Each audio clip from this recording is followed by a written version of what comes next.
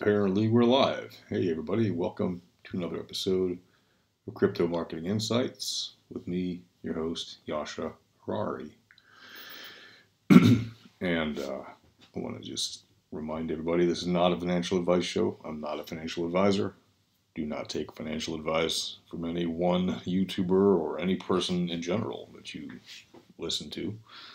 Do your own research and, of course, only invest in things you fully understand and can fully afford to lose.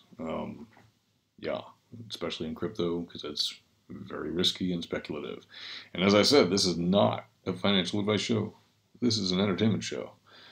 It's for entertainment purposes only. These are my opinions. And I don't even talk about financial advice. I talk about marketing insights and all of the impact that marketing has, can have, will have, has had on blockchain and cryptocurrencies and all kinds of projects that revolve around the underlying technologies of various blockchains and similar projects. Now, with that said, let's just jump right into the news, shall we? If you can see, oh, by the way, shout out to everybody in the lounge. If you're there, hello, hi, hey, I see you guys. Hey, what's up, everybody? Yeah, you can ask the questions in there. We will answer them. And if you're watching us on YouTube or, YouTube, feel free to say hi or message in the comments, ask any questions, and we'll get to them. So, in the markets today, we've got 2,136 cryptos, and we're looking at a market of 143 billion as reported, but we all know that's basically around 7 billion because 95% of it is robotic or wash or some other kind of not real organic trading. But, so still 143 billion of trading reported, and Bitcoin dominance at 50.2%. Now the question is, with all that fake trading, are we seeing anything we can count on when we look at the super low volumes and everything else? And what impact does that have on the marketing that's going on for the industry? What kind of marketing do we have that we have such overinflated reporting, and yet, it's basically 20x, right? 19x overinflation of reporting of real trading volume. That has an impact on projections for marketing campaigns, because if you know there's really only 5% of the amount of people trading in the currencies that you're pushing, then you have an entirely different approach to how you're going to market those campaigns. You're not going to spend 20x the amount, or even 10x, or even 5x the amount to market to a bunch of robots, or to a bunch of, non-real players, and people that are washing a lot, or people that are doing all kinds of weird things to move, crypto from one account to the other and back and forth and all around, and for whatever reasons they do it, right? So the question is, well, what should you spend your money on then as a marketer if you're pushing a particular crypto and you need to get your word out? How do you do that in a market that's so overinflated with, not real numbers? And what do you do when you realize, okay, well, my market's actually, 1/20th of the size that we said it was, or that we thought it was. So what should you do, right? Well, obviously, if you haven't already, you should immediately scale back and prune anything that is a wasted effort, right? So if you're spending ads that are only being seen by people who are doing some kind of wash trading, and you can look that up when you look up the various reports that have been out now about this, about who are the worst offenders. And if you're targeting any of those organizations, you can immediately stop targeting those organizations in order to stop wasting your effort on what are obviously exchanges that are mostly used by bots and other kind of programmatic work. Now, is bot trading and wash trading, all that stuff, is it ethical and all that stuff? No. What bots are, Like, yes, arguably bots are ethical, but wash trading is clearly not allowed. But it still happens, and it's really hard to nail it down all the time and whatever. So it happens, and you have to be aware of that when you're marketing, that can impact your real activity, and what you actually can report as real activity. Now, are you as a marketer in any way responsible for people using bots or whatever? Well, that depends on whether or not you're actually encouraging that, obviously. So you shouldn't. That's pretty clear. It's nothing. There's no question there, right? You should be employing only the most ethical marketing practices, being transparent and all that, and not hiding behind infinite barriers of masking yourself, right? Because in an ever-growing world of transparency and documentation being on the cloud and everything else, the brands that do the best are the ones that are easiest to scan and understand by people, by the robots that read the pages that those details are on, and by the networks that maintain those robots and publish their results to the world, right? So that means that if you're trying to land more organic or social traffic, then you need to be transparent as a brand and make sure that your efforts, whether they're in a particular cryptocurrency or some other kind of blockchain project, just as you would in any other channel, that you're transparent, but even more so on the blockchain and crypto. Why? Because perception, right? It's a hard thing for people to accept sometimes, that we are in a speculative market that has all these wonderful potential things about it, these features that give it unique characteristics and properties and qualities that make it this kind of the next best thing kind of thing, or the next it, or whatever you want to call it.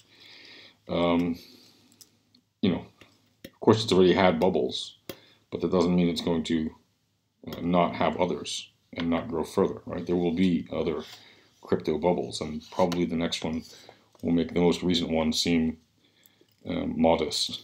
That's what the projections are. Now, I don't think it's going to go to the moon or something crazy, I think it's going to have a much more realistic growth pattern for a while. But long-term potential, yeah, it has a very strong long-term potential, and that's why more and more companies are jumping onto using it. Aside from the actual trading value of certain coins that people may be into holding or whatever, there's actual use case value for companies. Now, everyone will say, well, wait a minute, hang on, use case, blockchain is slow, blockchain is inefficient, blockchain is very energy consuming. How is it in any way useful for businesses? Well, the fact that you can have an immutable record of something is actually extremely useful for businesses. If you're trying to track, maintain, protect assets, and even recover them, blockchain can be incredibly useful. We're already seeing luxury goods manufacturers like Louis Vuitton, right? They're going to be, or Louis Vuitton, as they say in French, LMVH, right, the company that owns Louis Vuitton brand, is tagging luxury assets, or is planning to start to tag. They're in the stages of putting tags on luxury items. You don't even need to necessarily physically tag the object. You just need to log it, really. There can be other kinds of identification on the actual object itself. But yeah, there is blockchain tagging happening on luxury items, which makes a lot of sense because they're worth a lot of money. Wouldn't you want to know who it actually belongs to? Or wouldn't you like to be able to prove that it's yours if somebody steals it, right? Now, of course, you don't necessarily want all your purchases to be on a publicly available blockchain, right? Because that's private, or maybe you do. But there are obviously a lot of people who would not want all of their purchases or any of their purchases available to read, their private purchases on a public blockchain. That's true, but there are other solutions to that, right? You could have semi-private coins, right, where you can show this thing was, or this tag was purchased on such and such a date for this amount of whatever currency. It doesn't have to say the name or anything like that, and that information can be stored privately and held only by the actual private key holders of the exchange, right? Those who bought and sold. And then that way you maintain the privacy while still leaving it open to auditors or, forensic, whatever, analysts, data analysts who look at the blockchain and do all kinds of stuff. And people who might look at, the currency, whoever maintains the currency, if it's some, Zcash or something else like that, whatever coin is being used. Or Bitcoin might have a privacy layer added later. There's all kinds of potential solutions there that you can use for your currency or for your project that accepts other currencies, right?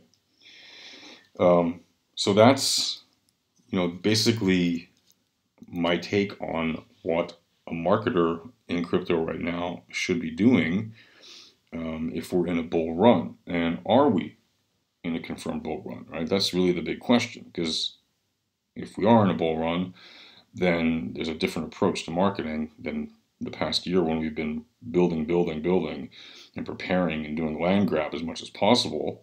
Now we're doing land grab, but with potentially more confidence in knowing that the market is going to steadily grow from now, as opposed to, shrink as much as it did over the past year. Arguably, more people know about crypto now than they did even at the end of the last bull run, right? Far more people have heard about it because it's been tanking for a year, and obviously when things tank, that also makes the news. It's not just when it goes up. It's also when it tanks, right? People love to score the GOAT, and they love to, sort of get an easy scapegoat to target and whip out some punchlines at. And that's been happening a lot for the past year, obviously. Since the bubble popped in December 2017, right? Or January 2018, depending on how you look at it. But basically, for the past 14, 15 months or so, we've had a down market, and we finally, did a bunch of things in the market. We saw a bunch of things in the market happen that indicated that the prices might soon be rising. And pretty much since they crashed in November, December, I think mid-December was their bottom, we have seen steady rises in a number of different coins, right? And not necessarily related to Bitcoin. A lot of altcoins have gone up. Obviously, Binance coin has performed very well. They've added a lot of value to their coin by adding utility. And that is a success of their marketing, and you gotta have to hand it to them, whether you like Binance Coin or not. I know there's some people who say he's the devil, and the CZ guy and all that stuff. I don't think that at all. Whatever, there are people who have made very strong cases. Chico Crypto is one of those people who's made strong cases against CZ. And there are other YouTubers out there who, have pointed at CZ as operating in ways that are, let's just say unorthodox.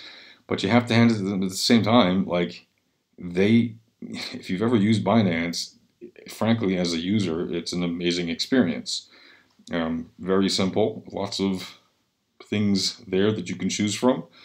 And they're just adding more and more functionality. Now you can buy on Binance with, credit cards, and, you can, do the usual deposit, withdrawal, and all that stuff. I've honestly never really had a significant problem on Binance. It's not a surprise that it's like the biggest exchange, I think, right now in the crypto market. Just for the record, this is not a paid sponsorship or anything or endorsement of Binance at all. I'm just, it's just, I really haven't had any problems with them. And I'm just, so the point is they've done a very good case of marketing with their effort by adding serious utility value to the coins that they offer, and to their own coin, but to the coins that they offer on the exchange in terms of how you can trade them, what pairs you can trade them with, how you can buy and sell, how you can, deposit or withdraw. They've done a very good job. it's not a surprise they've grown as well as they have, and they've left others in their dust. So is it a surprise to see them performing so well with their own coin? No. I mean, I'd be surprised if their own coin wasn't doing well compared to many other coins. After all, it is the coin created by the biggest exchange. It doesn't give you a share of Binance, but it's a cryptocurrency that has value, and you can use it to trade on their exchange and save money and all this and that. And, you can use it to get into early, IEOs, right, initial exchange offerings, which lets you get into, or attempt to get into, because now there's like a lottery process for getting into the IEOs because they're so popular. They sell out within minutes or something crazy.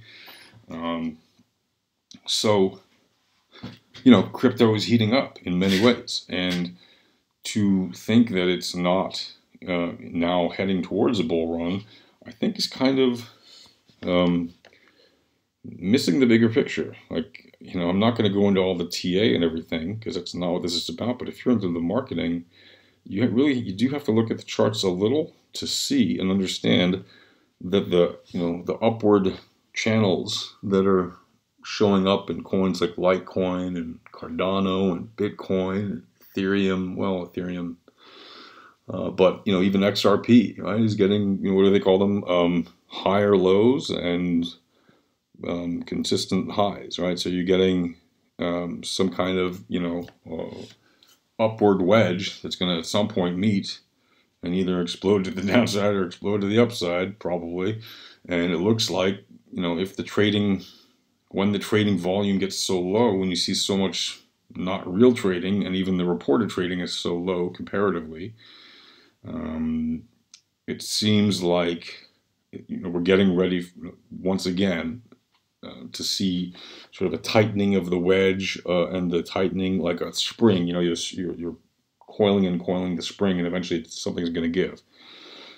And so it either gives to the upside or the downside, and you can't predict that, obviously, one way or the other. But it just seems like a lot more functionality is coming to a lot more cryptocurrencies. A lot more use cases are actually being rolled out. A lot more partnerships are being announced by coins, that are doing businesses with other companies like XRP or Stellar, or, all these different projects are happening that are growing. A lot of PR is happening. I don't care if you like it or not, but, whatever Justin Sun is pushing with BitTorrent and Tron, he's very good at making noise, right? It doesn't matter if you like him or not. He's very good at marketing noise. And that gets out the word about crypto, right? So we are seeing increased awareness. We're starting to see, it's been very down in terms of search volumes, in terms of search queries, and sort of social action for crypto for the past year. But those in it have been hardcore, and that the hardcore audience has been actually growing during the bear market the whole time. Right? I did a piece about that earlier last year, that actually the bear market saw explosive growth for people working in the industry, massive growth, like a 20x in terms of hiring. And this year, even though we're seeing a lot of dial-backs and people losing, jobs in one company, but they're quickly moving to other projects that are launching. So you've seen some dialing back because of the bear market realities on some companies that didn't invest too wisely, or that want to be careful with their spending or whatever, that they might have overspent on some HR, and now they're sort of dialing it back to where they're just focusing on their primary thing, rolling that out, and then taking that to market. That's exactly what you do when you're a startup that has significant funding, and you want to make sure that you have a stable of cash going forward with your prime at least MVP to start your company's business off during the bear market, and then see it grow significantly during the bull market. Right? That's exactly what happens. So while it sucks that a lot of people lost their jobs during the bear market in crypto, the reality is a lot of them fortunately got employed fairly quickly. At least industry data shows that. Not everyone did, of course. There's still some unemployed people, and it is not good, and that hopefully they will get jobs soon. But there's no shortage of demand for blockchain developers and people working in crypto who know what they're doing. And if you have some kind of talent or skill in crypto, in crypto marketing, crypto sales, crypto anything, this is really a good time for people looking for jobs in that space. There are no shortage of jobs in the space, which is great. And it also is an indication, because when those things start ramping up, marketing starts to ramp up, because you got more marketing that needs to be done to reach more people, to make more sales, etc. And so if you're selling B2B products in crypto or blockchain stuff, this is also a good time, because now companies are just starting to look at, everybody else's flyers again, say, hey, what else is out there that I can, maybe use to make my day better, and you can offer them your services, right? Keep in mind, there's millions and millions of companies out there that don't use anything to do with the blockchain yet. And you can easily tap into any number of them and offer them some service or product that they haven't yet, even seen or thought of, that to you is everyday old hat. And, to you, that's what you're pushing every day, but they don't even know about it. But, now is the time, right, to start putting those more coals in the fire, and start heating things up, because the various signals across all these markets, I'm not an analyst, so my opinion is just worth my opinions, which is whatever I think. But if you look at really good traders out there, they're all telling you they're still bearish with the overall momentum, but beginning to see signs of bullishness, right? They're starting to see, this is the accumulation period, and we're not going to see anything today or tomorrow or this week, but maybe we'll see, it could surprise us, but probably we'll start to see signs in the near future, within, a couple of months. Could be a couple of weeks, could be a couple of months. I'm saying I don't really care as a marketer. Like, we're at the point where clearly we've bottomed. Even if we dip to $1,000 Bitcoin, which again, I don't think that's going to happen. But if we did for some magical 15 minutes or something, I think that would shoot right back up. I think that wouldn't even last a minute, to be honest. But if that happens somehow, and we crash to $1,000, I think we will very soon spike right back up to these levels and go higher. That's my opinion, again, and I don't think it matters in terms of as marketing, because as a marketer, we bottomed out. Like, we've lost 85% of the all-time high, right? If you bought at the top and you held to the bottom, you've lost 80% of the all-time high of your Bitcoin, and then you've now gained, you've gone back a third from where it bottomed out to where it is now, from 3,000 to 4,000. Great, you've made a 33% gain, right? If you did that, but you're still down 4 or 5, from 20,000 to 4,000, you're still down 16 grand. That's still 75%, right? Just on Bitcoin. Altcoins are different. Some of them are way worse, still over 90% down. So,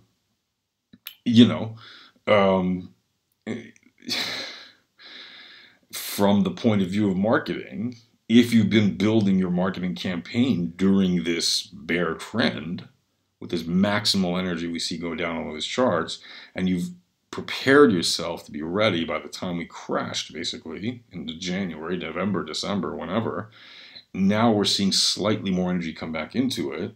What it's showing us is that we are headed towards the time when you should be spending a little bit more on your marketing efforts in terms of energy and focus and commitment of resources and whatever you need, manpower, budget, all that stuff. Now is the time to start lobbying for that, if you don't already have it locked up in your budget, because 2019 is not predicted to be the big bull run year, but it is going to probably be an up year compared to where it started, right? It started pretty low, around 3,000, couple hundred, 3,000 something dollars, 3,300, whatever the hell it was, on January 1st. It was pretty low, right? And it'll probably end a little higher than that, right, at the end of the year, especially if we're uptrending, and especially if everyone's saying somewhere towards the middle of this year, we're expecting to see some indications and confirmations of a bull run. Well, if that's the case, then now is the time to start revving your engines as a marketer and really get the people on board that you need to make your campaign a success. Organically, word of mouth, social media, all that good stuff. Use email, of course. Use, referrals, get earned links, use even, I mean, if you have a budget for paid media, use paid media, unless you're doing something purely organically. If you're doing something purely organically, you can certainly, win. I mean, there's no shortage of cases that demonstrate that. Even in media, there's people who have never, paid for advertising and become highly successful at that. And in cryptocurrency, obviously, Bitcoin has never paid a penny for marketing, right? People do market Bitcoin like crazy, but Bitcoin doesn't have an organization, right? So it doesn't have a marketing budget. So obviously, it hasn't spent anything on marketing. So that's a classic case of you don't necessarily need. If you were really a first mover and, or a first market maker, really, because there was no cryptocurrency market before Bitcoin, although there were other attempts at cryptocurrencies, but Bitcoin was the first real scalable, worldwide capable one, and the first one traded on exchanges as such. And so it's a standout case in many ways, right? But it is a prime case of how you can succeed organically without having to rely on paid marketing. But for everyone else, and that's 99.99%, well, 99.9%, let's say, okay, there's 2,000 and something cryptos. So it's at least 99.9%. It's, whatever it is, right? All except one, pretty much. All of those 2,000 except one. That's very telling about the fact that all the other cryptos need marketing. Why? Well, because they're all pretty much commercial projects. You could argue Litecoin doesn't really do it and all that stuff, but they do, right? They spent money as Litecoin. The Litecoin Foundation spent money to promote Litecoin on that, whatever it was, Ultimate Fighting Championship or MMA, whatever it was, inside some of one hexagon. There was a hexagon. They had a tiny little Litecoin logo there on the mat. So they did spend money on marketing. And, and they have a conference that they market, right? And they obviously market Litecoin. So Litecoin does get official marketing. Bitcoin doesn't. It really is the standout, right, at this point in time. And what that means is that basically if you're doing marketing in crypto, right, if you're working on any of these other projects, you are, working for the coin itself or some project that uses a particular coin, this is the time to be doing your marketing strategy update and your tactical update, putting your next tests in place. You should always have running tests anyway, right? A/B testing, right? But you should put the next ones in place, make sure you have them at least a quarter ahead. You should know what you're doing for at least the next 12 weeks, right? And of course, that's dynamic and can change. You should know what you're doing for the next quarter, and then by quarter, you should know the big points, what you're doing for the next year to meet your goal. You really should even drill it down day to day and know what all of your daily function, are for marketing. Because if you know between now and a year from now what you're doing every single day, and you actually do those things every day, and you update that calendar day by day, so you're always adding one day at the end of your calendar, so you're always a year ahead planned out, you can have a lot of serious lead time to affect things dramatically, especially in marketing, especially for something that moves as quickly as crypto. If you can have something that moves slowly and massively, but at the same time is dynamic and fluid and is, you can change quickly as you need to, like a lean and agile marketing campaign, but it moves slowly in terms of what your plan is for the next year. You already know that. You know the big picture. The little waves don't matter. You will adjust to those, right? You have to spend more here, spend less there. You need to tweak this link. You need to put another one here. You need to remove that picture. You need to add a video, whatever it is you need to do. You know that you need to do those things on a task-by-task basis. And if you have them planned out for a year or more in front of you, you are much more likely to succeed. Right? And update that every day. So every day, make sure you check off everything on your list. Don't leave things until tomorrow. Just do it today. Get it out of the way. You'd be surprised how much more efficient you are. Just get everything done today.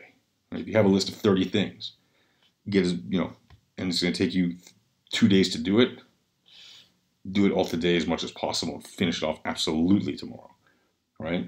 And when you're completely caught up, just stay caught up. You'd be surprised how much more efficient your life is if you stay caught up. And the trick to it is also don't pile things on that you can't handle. If you only do things that you can handle in one day, and you do as much as you can in one day, don't try to be like, oh, I'm just going to do 5 things today. No, cram in as much as you can, but do it well. Do as much as you can do well in one day. Right? You'll be amazed at how much more efficient you will be with your work, and how much closer and even further than through your goals you'll crush. Right? How much closer to your goals you'll get, and how much further you'll crush them by the end of the year. Right? It's all a matter of planning and scheduling, and that really is the key to marketing. You have to have a long-term approach to understand it takes a while to do non-paid marketing, and you have to have a short-term approach to understand that short-term paid advertising is a different animal. It brings quicker results, has different costs, all these other things. But longer-term strategic marketing that gives you real engine room growth through organic channels, the kind of thing that Google likes, the kind of thing that Bing likes, the kind of thing that Yahoo likes, right? Those are things that will give you a strategic edge in the long term, because you don't have to keep reinvesting money to promote organic pages. You just need to keep them updated. So yeah, minimal cost compared to running an ad, right? So you can get a lot more ROI, but it takes time. You really have to have the patience. And if you're in a competitive market, let's say you're marketing one of the,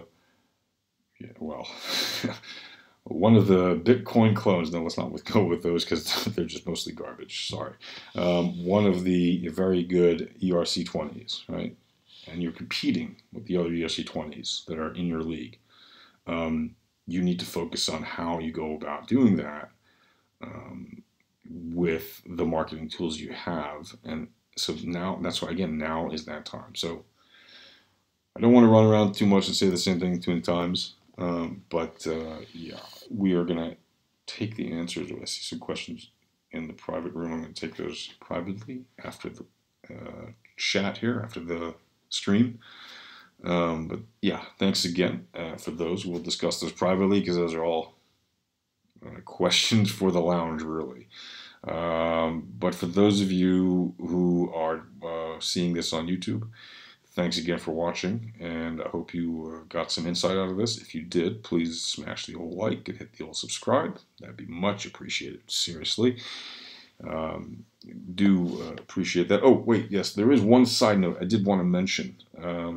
A few days ago, I posted a video about Andreas Antonopolous, and the video basically asked why he had a particular hypocritical stance about women participating in blockchain.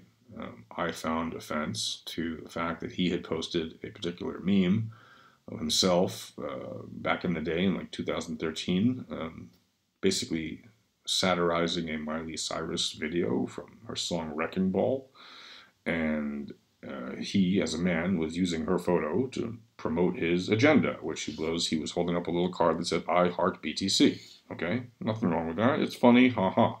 And let me say now again, I have amazing amounts of respect for Mr. Antonopolous. I really do. I think he's a very brilliant communicator of crypto and blockchain, and a lot of wonderful things about it. But I found it hypocritical, and I still do, when he says that women should not be hired as booth babes in crypto conferences. Again, I don't find crypto booth babes particularly useful for most companies. However, I understand that for some companies, it's actually extremely appropriate. Like if you're a fitness company and you're selling anything fitness related, it's obviously appropriate. And for some other companies, it's also appropriate in a roundabout way. And whether he likes it or not, these women have a right to work. And if the job they take is to be a conference booth babe, and if the company that hires them gives them that job, why shouldn't they be allowed to have it? And if the conference that they're going to doesn't prohibit it for any particular reason, and why should it? Because advertisers, which are basically the companies coming to sponsor the event and buy booths, they're paying to promote their products there. If they choose to promote it like that, if they're not doing anything illegal or unethical, why shouldn't they be able to hire people that look a certain way and dress them in certain outfits and try to get more customers that way? Hey, if you don't like it, you don't have to go to their booth, right? That's my take on it. Like, I market a lot of companies, and I don't use booth babes, except when they're extremely appropriate. And out of the thousands of companies I've worked with over the decades, that my agency and I have worked on, it's an extremely small number that ever actually needed to hire them, right? But they did because it was very appropriate. And for anyone else that tried it and it wasn't appropriate, it usually fails miserably. So I don't see what the hubbub is about. But I do think that it's hypocritical of a guy who stands up on stage and says to the world, this Bitcoin stuff can give you the freedom to do what you really want to do and can give you control of your own assets and your own economics and your own this and that. And I get that he is against debasing cryptocurrency by bringing people to shows that have skimpily, is that a word? Women who are dressed in skimpy outfits. I get that. I totally respect that, right? I think that's right, but it's not his place or mine or anyone else's to say to these companies what they can and can't do for marketing, right? And if it is, well, then he's no different than the existing system. If he's the moral judge of people, like, seriously. And I don't think he even meant it in a bad way. That's the thing. I don't think he's even aware, because I don't think he'll ever see any of my videos. That's fine. But it is very hypocritical to me. And the reactions I've got are shocking. People think that I'm just out trying to smear the guy. I'm not out to smear the guy at all. I think he owes him an apology. I sincerely do. Because why? Well, because he's telling people they don't have a right to work in a particular function. Because he doesn't agree with the way it looks.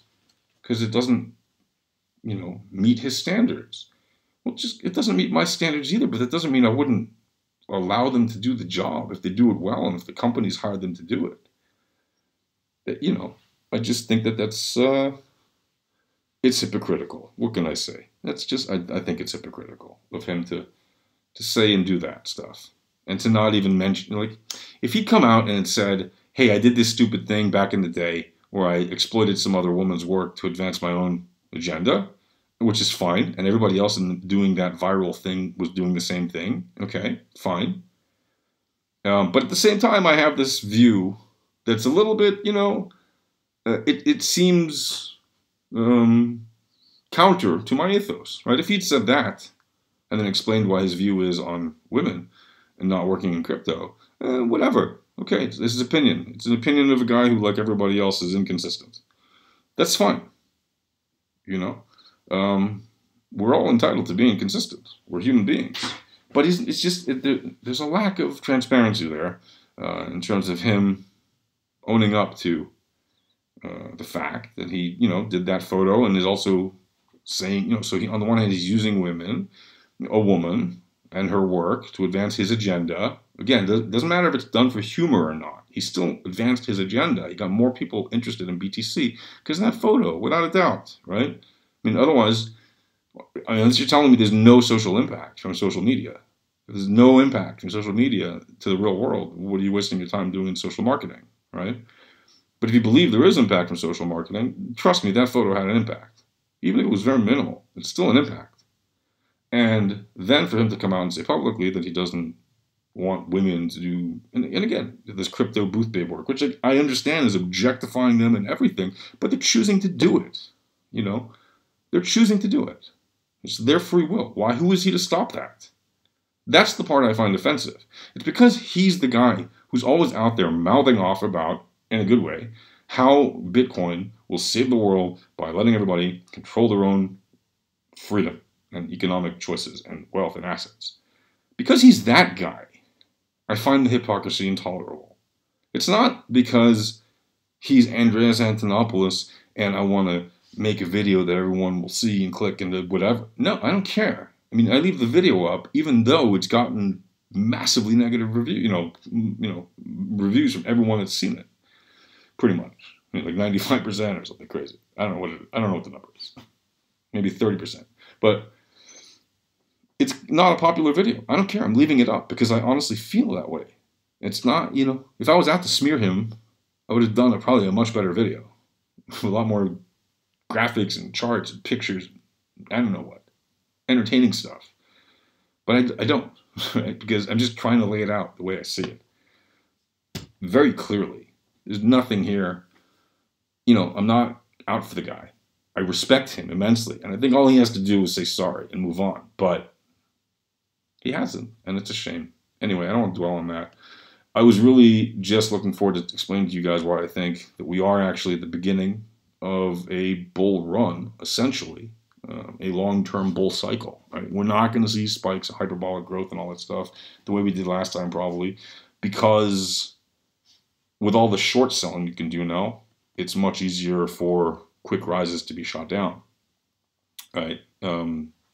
It probably will be a very different animal than we're expecting. Right? Past performance does not predict the future and all that stuff. But that means also for marketing, you got to stay on your toes. And that's the bottom line. I want to say, yes, we're probably entering a cycle of more excitement and interest in crypto. And that means this is the time to be making as much effort as you can, pushing forward, because you're going to reap the rewards after this bull run has hit its peak and you've made some really great results as a result of starting the work during the bear cycle, getting as much acquisition as you can during that cycle despite the bear cycle. And now being in place and ready to run up with the bulls to see the growth and take advantage and exploit it and, smash your KPIs and all your business goals. So with that said, folks, I'm going to head on out. It's been a fun time, and I appreciate everybody in the lounge who's been speaking up. And like I said, we'll get to you guys later. And for all those of you watching on YouTube, I hope you've enjoyed this and like it. And if you have any comments, please drop a comment below. And feel free to share this with your friends, your colleagues, your family, your loved ones, and people that you don't even know that you just post comments to on YouTube randomly, or Twitter, or wherever your links do lead. Anyway, folks, thanks again for watching. And until next time, take care.